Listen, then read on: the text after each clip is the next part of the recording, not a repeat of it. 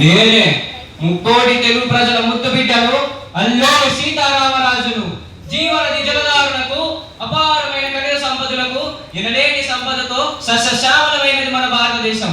కానీ నేడు వ్యాపారం అనే పేరుతో కొన్ని వేల మైళ్ళ దూరం నుండి వలస వచ్చి మన గడ్డపై కాలు మోపి మనపై పెత్తనం చలాయిస్తున్న ఈ ఆంగ్లేయుల దురాంతాన్ని సాగనివ్వను. దేశ స్వతంత్రం కోసం పోరాడే దేశభక్తులను దేశద్రోహులను ప్రకటించి ఉరికంబాలు ఎక్కిస్తున్నారు. మన ప్రజలను మనకి ఎదురు తిరిగేలా చేస్తున్నారు. నందనాల వంటి ఈ సుందర దేశంలో మరణహోమం సృష్టిస్తున్నారు. ఏది ఏమైనా ఈ నీచ ప్రభుత్వ నిరంకుశత్వపు ప్రభుత్వాన్ని ఖండాలుగా ఖండించి ఆ బ్రిటిష్ సామ్రాజ్యం మన దేశం నుండి పారిపోయేలా చేస్తాను. ఒక్కొక్క వ్యక్తి శక్తివంతమైన ఫిరంగు గుండుగా ఓ వీరభద్రులా తయారు చేస్తాను. నా తల్లి భరతమాత సంఖ్యలను ఆ బ్రిటిష్ సామ్రాజ్యం నుండి తెంపివేస్తాను.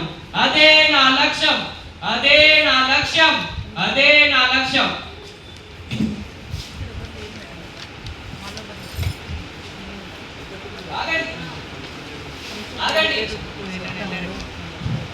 ఆగండి.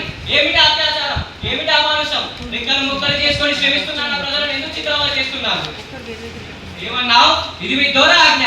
దొరా దొరా దొరా ఎవరా దొర?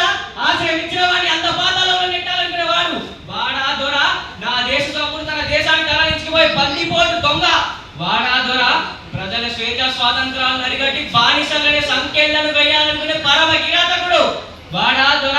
ఛీ, అమ్మాట చెప్పడానికి సిగ్గు అనిపించడం లేదురా? ఏమన్నావు?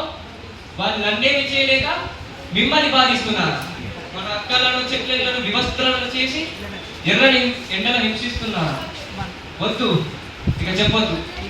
ఆకర్ష వేరిని చిన్న బీజం చేసే దుర్వార్తలను నేను ఇక వినలేను. ఇప్పుడే వెళ్తాను. ఆ బ్రిటిష్ సామ్రాజ్యపు అధికారి రుదర్ఫోర్డ్ని కలిసి సంధి కార్యం ఏంటో అడిగి వస్తాను.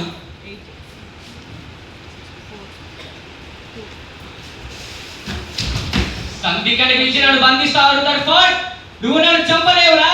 ఒక్క అల్లూరి సీతారామరాజు చనిపోతే లక్షలాది అల్లూరి సీతారామరాజు ఉద్భవిస్తారు. వారందరూ విప్లవీరులై నీ బ్రిటిష్ సామ్రాజ్యాన్ని కూల్చివేస్తారా? అక్కడ కాదురా, దమ్ముంటే ఇక్కడ కాదు.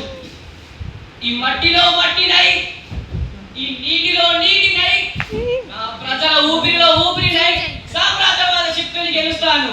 వందే మాతరం, వందే మాతరం, వందే మాతరం.